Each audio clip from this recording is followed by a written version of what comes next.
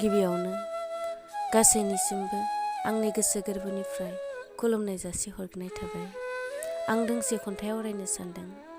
बे खन्थाइखौ लिरदों खोरोमदाव गयारी, बिजनि चिरां। खन्थाइनि मुङानो जाबाय फोथाय खेबस'।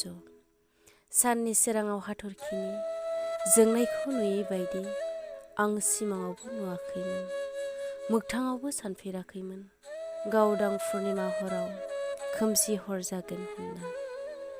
बेसेदि मिलौहाब खहाब गोनांमोन बै समफोरा, जायखौ आं मोननो हांखुर दासिमबो। नाथाय बारहुंखाजों जलिंग बाहा सिरिनाय बायदि थेर बेथेर दिनै जिरि जिरि बोहैनाय दैसानि सेराव सुदेम बेलासि समाव गोदै रावजों नों आंनि जिउ होननाया नंखायसोमोन नामा? आंखौ नों एसेबो गोसोखांला नामा? आंदि दासिमबो नोंनि थाखाय बोदोर।